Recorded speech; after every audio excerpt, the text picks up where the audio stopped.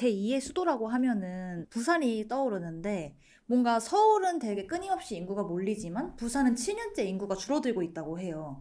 그럼 제가 딱 생각이 드는 게 앞으로 서울 수도권 외에 지방은 좀 되살아나기 어려운 걸까라는 생각이 드는데 어떻게 생각하세요? 되살아난다는 건 무엇일까? 결국 저는 한국은 크게 세 개의 메가시티로 재편될 거로 봅니다. 제가 여러 군데서 말씀드렸습니다만 수도권은 저는 이제 대서울이라 부르죠. 대서울권. 대략 지역으로 말씀드리면 대충 이런 구조인데 이런 정도인데 이게 전체 면으로 다 된다는 게 아니라 선으로 교통망으로 이어져 있고 중간은 조밀한 상태. 그러니까 서울과 경기도 인접 지역은 빼곡하게 연담화가 돼 있고 춘천이라든지 원주라든지 홍성이라든지 천안 아산 쪽은 교통망으로 섬처럼 이렇게 띄엄띄엄 징검다리처럼 이어진 상태로 존재하는 게 대서울권. 이쪽은 아무래도 앞으로 점점 인구가 몰릴 겁니다. 현재 이 지역 인구가 대략 한국 전체 인구의 절반쯤인데 아마 3분의 1 넘게 될 거예요. 두 번째의 메가시티는 포항부터 울산, 부산, 거제, 사천, 진주, 여수, 순천, 광양 찍고 창원, 양산 정도, 경주의 동쪽까지 하는 이 정도 규모. 저는 이걸 동남권이라고 생각을 합니다. 이쪽은 원래 그렇게까지 사람이 많이 살던 곳은 아니에요. 농촌시대 때 많이 살았지만 공업화 시대, 산업시대의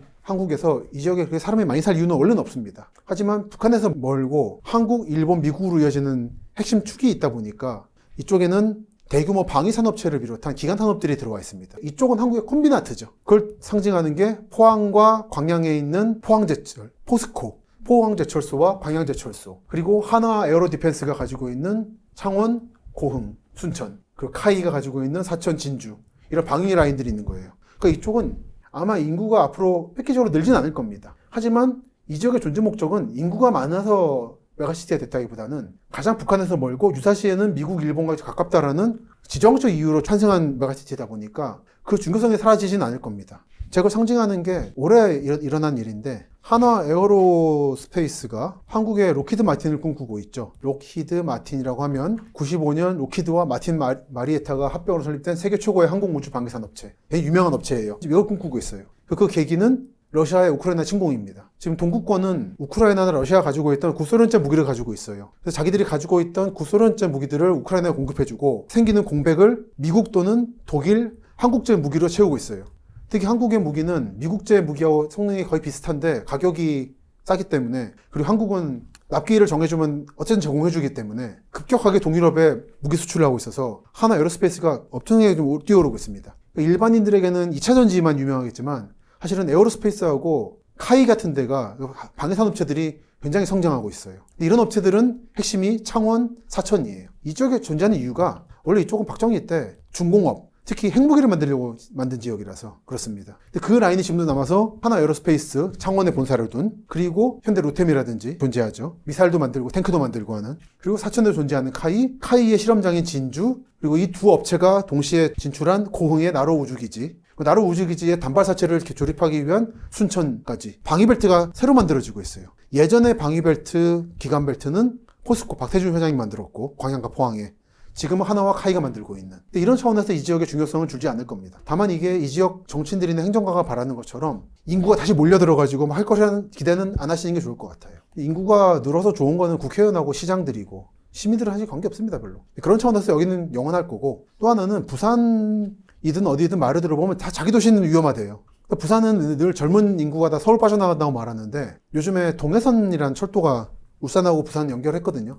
옛날에도 철도 있었는데 지금은 이제 도시철도로. 그러면서 울산 인구가 부산으로 오고 있습니다. 딴 지역도 마찬가지입니다. 여기 전라북도에 익산, 전주, 군산 3대 도시인데 이 도시 인구 줄고 있어요. 그래서 지방소멸, 인구 감소 위기 얘기하지만 이 세 도시 주변에 있는 완주나 김제는 인구가 늘고 있습니다. 일괄적으로 지방이 어디를 말하는지도 모르겠지만 지방은 인구가 줄고 있다, 소멸 위험이 있다라고 하는 건 너무 거대 담론이에요. 좀 지방을 세밀하게 들여다볼 필요가 있다라는 생각을 전국을 답사하면서 하고 있죠. 그래서 인구 변동도 좀 미세한 레벨에서 도시 간, 도 간, 광역시 간급에서 들여다볼 필요가 있습니다. 그리고 인구가 줄 때는 왜 주는가를 봐야 돼요. 무조건 정부가 산업 많이 만들어주고 출생 장려금 준다고 오는 게 아닙니다. 출산 장려금 정책은 겨우 실패해요. 이미 일본도 전근대, 에도시대 때 그런 문제가 있었어요. 인구 감소로 영주들이 출산 장려금을 줬어요. 그리고 사람들이 가난하니까 애를 죽이거든요, 태어나자마자. 그럼 많이 그랬어요. 프랑스에서 보면은 왠지 애들이 요람, 그래서 자면 애들이 많이 죽는다고. 그래서 교회에서 요람에 재우지 말라는 명령을 내릴 정도였는데 그게 뭐냐면 뒤집어가지고 숨을 끊는 거예요. 예전에는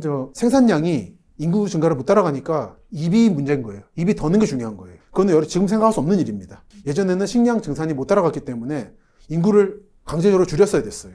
그래서 쌀이 많은 데는 문제가 없는데 쌀이 적게 나는 데는 농부들이나 이 부자들이 어쨌든 애를 죽여요. 누나와 남동생을 만들어내요. 1대1 비율로. 누나는 남동생을 키울 수 있으니까 엄마 아빠는 농사일 할 수 있는 거예요. 남동생은 대를 이어야 된다는 게 있고, 그 상태라서 영주들은 하지만 인구가 많아야 좋거든요. 세금 내야 되니까. 그래서 출산 장려금을 주고 또는 영주가 하나하나 애들 이름 붙여줬어요. 영주가 이름 붙여준 애인데 설마 죽이겠냐 생각한 거예요.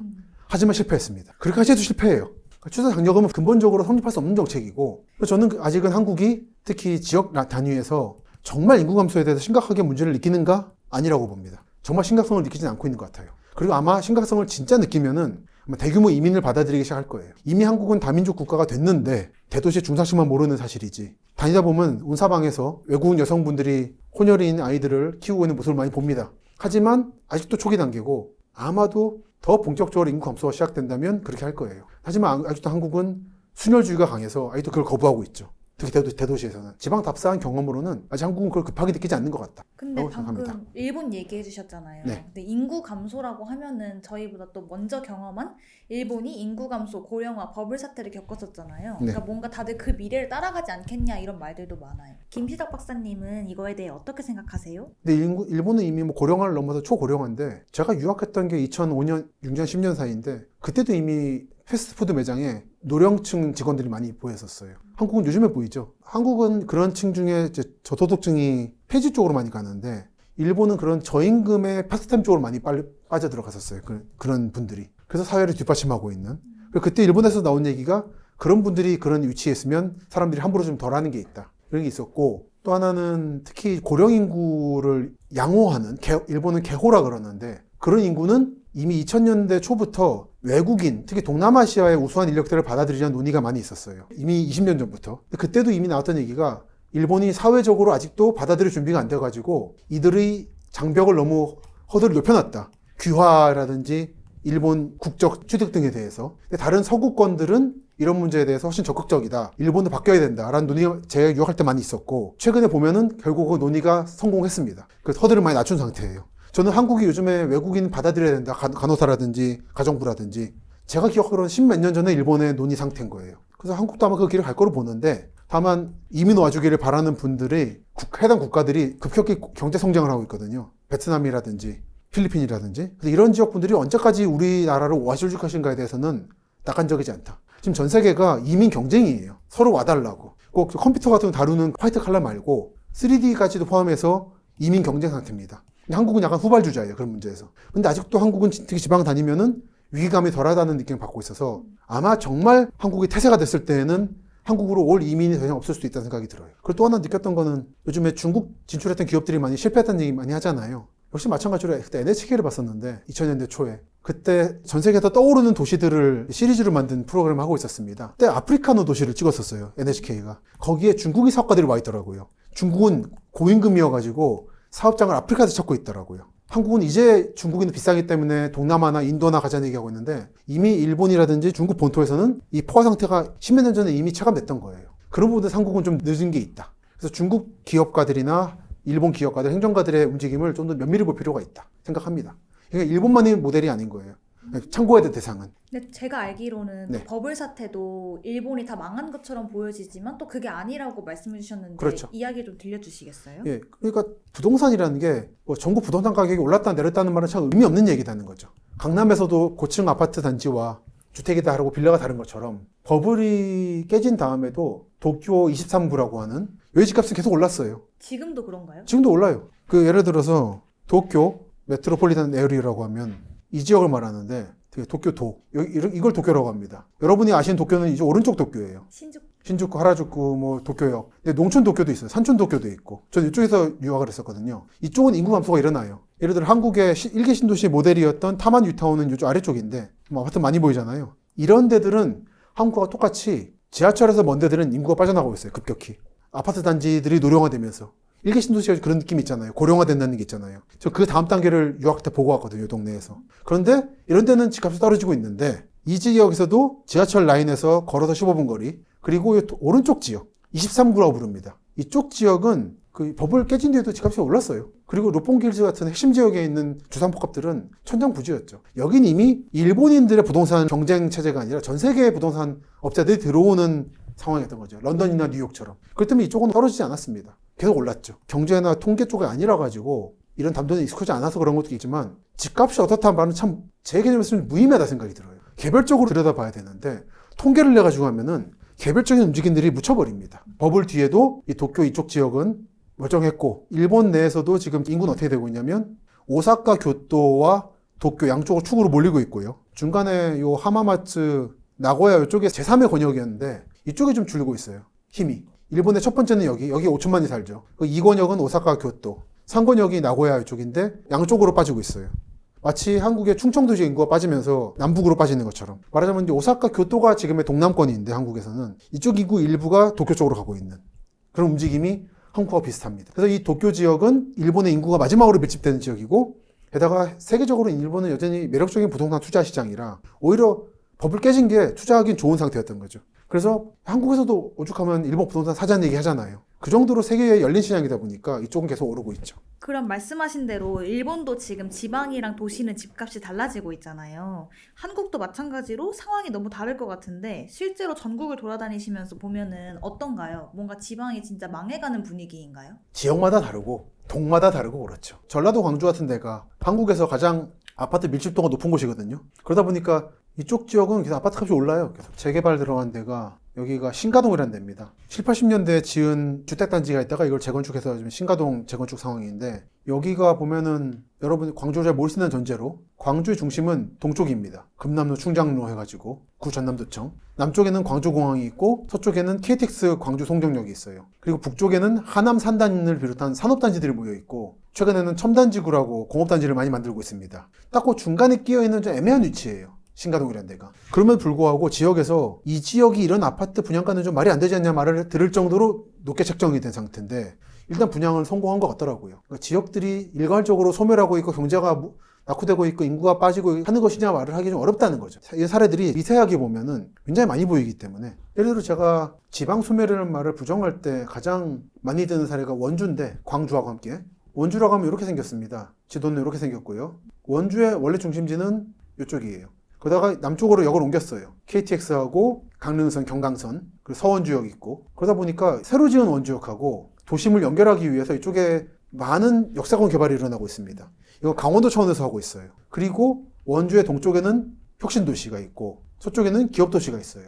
이 3대 권역이 요즘 신권역인데 특히 주목되는 게 이 원주역과 원주 도심을 이어주는 지역입니다. 무실동이라 불러요. 이쪽을. 무실동이라고 하면 이제 검색을 해드리면 전 여기를 일명 강원도 충북의 강남이라 부르고 있습니다. 여기는 강원도뿐 아니라 제천, 단양 같은 충청북도 일부 지역까지도 그쪽에서 이제 직장을 가지고 계신 중상층들이 이쪽에 집을 가지고 있어요. 여기가 교통이 요지거든요. 그래서 그런 얘기를 직접 그 지역 분들에게 들었고 그리고 요즘 아파트 단지가 많이 생겼는데 갔더니 미국인이 와서 하는 수제 펍이 있더라고요. 제대로 하는. 맥주 맛있더라고요. 수제 펍이 있다는 게 많은 걸 상징합니다. 그거는 그 지역이 말하자면 제2의 이태원, 제2의 강남이라는 뜻이에요. 그럼 좋아진다는 뜻이네요? 경제적으로 좋아진다는 거죠.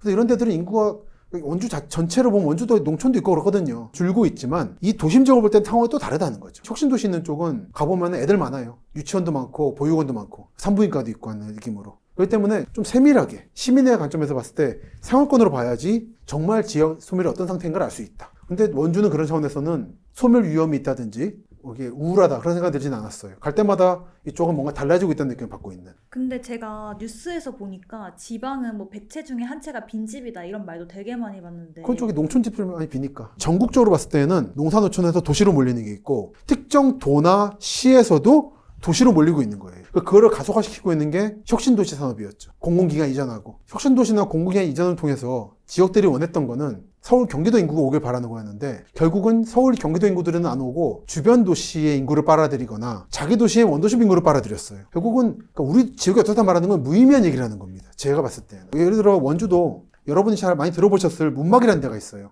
문막 톨게이트에 있어서 많이 들어보셨을 겁니다. 문막 휴게소. 완전히 여기는 공단 있고 농촌지대거든요. 여기 상황하고 이 원주 상황이 어떻게 같냐는 거예요. 완전히 달라요, 상황이.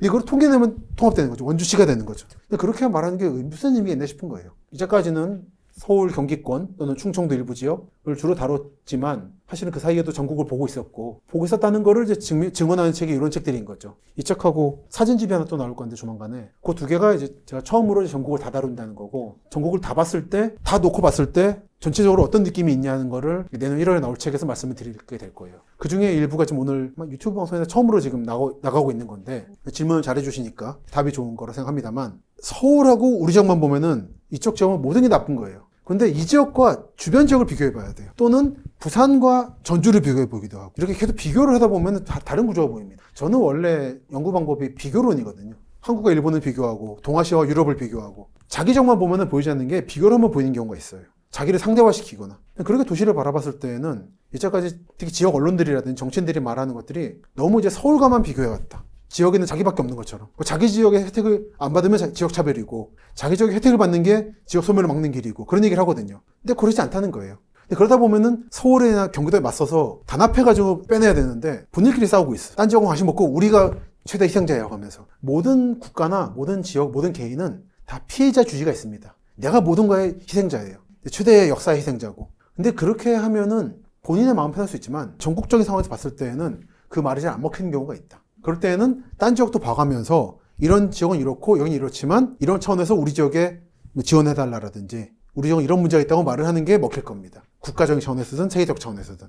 저는 한국의 도시 담론 또는 경제 담론에서 이런 비교적 관점이 좀 빠져 있는 것 같아서 그런 얘기를 요즘에 많이 하고 있죠. 그 작업을 하는데 시간이 오래 걸려서 그동안 제가 썼던 답사책이나 또는 부동산 책에서 전국적인 얘기를 안 드렸더니 다른 지역 분들이 왜 서울 경기도 얘기만 하냐고 하셔가지고 개인적으로 좀 아쉬움이 있었습니다. 전 다 보고 있었는데 그게 이제 올해 말쯤부터 서서히 이제 발신이 시작된 거라고 보시면 되고 그 발신의 첫 단계가 오늘 이 월부의 방송인 거죠. 감사합니다. 그러면 사실 한 가지 더 궁금했던 게 사실 지방까지 가지 않더라도 서울 집값이 워낙 비싸다 보니까 베드타운들이 진짜 많이 생겨나고 있다고 하더라고요. 박사님은 베드타운에 대해서 어떻게 생각하세요? 저도 지금 베드타운인 고향 일산 신도시 살고 있습니다만 고향 일산 신도시에 48평에 살 거냐 서울의 외곽 지역의 빌라에 살 거냐의 문제인 거죠. 집값이 비싸다는 말은 그러니까 다시 말하자면 본인이 살고 싶은 지역에 있는 신축 아파트 살고 싶을 때는 비싼 거예요. 근데 집은 참 다양합니다. 예를 들어 베드타운의 아파트와 서울 지역의 빌라나 구축의 단독을 생각했을 때 어느 쪽에 살고 싶으신가 생각하면은 상황에 따라 다른 겁니다. 근데 그거를 서울집값이 비싸다 베드타운이 만들어진다는 거는 조금 더 꼼꼼히 뜯어봐야 되는 질문이에요. 지난 6월에 매경에 이런 걸 썼습니다. 사람들이 주민과 집이란 말은 참 애매하게 써요. 집은 정말 500만 원짜리 분량주택부터 평당 2천만 원대까지 아파트까지 다 포함하는 개념이고 그러니까 집값이 어떻다는 말은 참 저한테는 무의미한 질문이다. 그 주민이란 말도 세입자와 토지 등 소유자를 구분하지 않아요. 바로 며칠 전에 중랑구 답사를 하면서 이걸 봤는데 재건축 추진위원회에서 토지 등 소유자 여러분이라고 합니다. 정치인들이나 행정가들은 주민이라고 말을 하지만 재건축할 때 드러나요. 주민은 뭘 가리키는가? 토지 등 소유자가 주민인 거예요. 어떤 사람들한테. 근데 이게 재개발 재건축의 실체인 거예요. 그래서 제가 답사다 보면 재개발 재건축에서 집 좋아지면 주민들이 좋은 거 아닙니까? 라고 많이 말을 들어요. 그거는 그 지역 인구의 대체로 10% 정도가 토지 등 소유자거든요. 그 10% 좋으라고. 근데 그 10% 중에 상당수는 부재지주입니다. 또. 한 지역에 40년 산 세입자와 그쪽에 아파트는 집은 가지고 있지만 강남 살고 있는 사람 중에 누가 진짜 주민일까요? 40년 산 사람? 근데 이런 질문은 제대로 되지 않고 있다는 거죠, 한국에서. 그리고 암묵적으로 토지 등 소유자를 말하고 있는 거죠. 이런 문제들은 저는 답사하면서 보고 있다는 겁니다. 경기도 광명시 갔더니 LH와 조합 관련해서 걸어놓은 거는 주민 여러분이랑 있었고, 이거는 이제 토지 등 소유자고, 재생센터에서 말하는 주민 강조가 있었어요. 이건 세입자용이고. 되게 나눠져 있는. 근데 한국에서 일부러 섞어 쓰고 있는 겁니다. 그리고 경제지에서 말하고는 암묵적으로는 집이라 그러면 아파트를 말씀하실 거고. 그러니까 저는 집값이 비싸서 베드타운을 만든다는 거는 질문을 좀 정밀하게 만들어야 된다고 생각해요. 본인이 살고 싶은 강남이나 사대문 지역에 살고 싶은 만큼의 넓은 아파트가 없어서 베드타운에 간다라고 질문이 성립하는 거죠. 정말은 은평구라든지 도봉구, 노원구, 구로구, 금천구 쪽에 신축 아파트 말고 여러 형태의 빌라라든지 단독주택으로는 지금도 여러분 들어가실 수 있는 집 많습니다. 근데 중산층은 그런 집에 들어가느니 차라리 외부 지역에 택지지구를 새로 만들어서 신축 아파트를 만들어 들어가겠다라고 생각하는 거죠.